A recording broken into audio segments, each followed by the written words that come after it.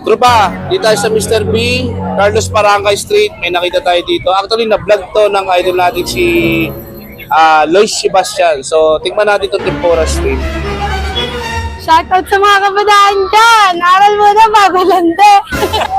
Tropa, ano yung binibenta mo? May tempura po, okoy, crablets po, tsaka sea mantis. At ito po yung lumpiang sug po. Ito. Apo. So, magkano naman doon sa Tempura mo? 15 lang po isa. Tapos itong sa okay mo, 50 po. 50 pesos siya. Tapos sa sea mantis mo, 7 pieces, 100. 7 pieces, 100. Tapos sa crablets, 50. 50 pesos siya. Ay naku, ito bagay na bagay ito na. Pangalanan natin itong Tempura Girl. Ano ba pangalan mo? Dap. Dab. Apo. Dab. Dap. Dab. Dab yung name mo. So ilan taon ka na? 19 po. 19 years old. So bakit ka nagtitinda ng Tempura? Para sa ano po, sa anak ko.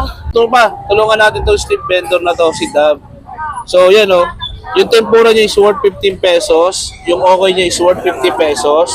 Yung sea mantis niya is worth 100 pesos na 7 pieces. Pati na rin yung crablets niya, 50 pesos. Biyaya po yung magkaroon ng anak. Kaso, ang ano lang, kung yung tatay hindi marunong magsustento, wala. Nga. Kung nagkaroon pa man sila ng anak, sana wag na po sundan kasi mahirap na po yung buhay ngayon. Sige, Dab, bigyan mo ako ng dalawang tempura, tsaka isang crablets. Sige. Ang main sauce mo is ano rin? Ano po? Tempura sauce. Tempura sauce. Opo. Ito po. Yun. So ano itong sauce na to? Pwede rin po yan sa tempura. May ano po tayo, garlic mayo, tsaka sweet chili sauce at ketchup po. Yun. Kasi isang crablets.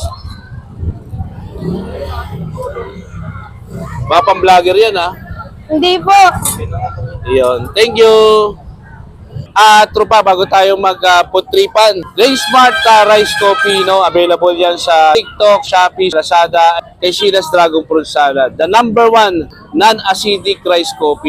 The best siyang gamitin pang araw-araw at pang-boost ng immune system nyo. So, bili na kayo ng Ray Smart Rice Coffee. At sa mga batang distritudos, ang Batman ng Tondo, si Honorable Robbie Ong.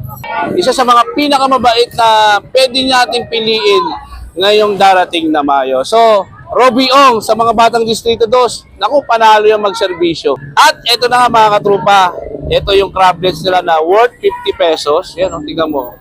Yan. Tapos yung tempura niya na worth 15 pesos. Yan.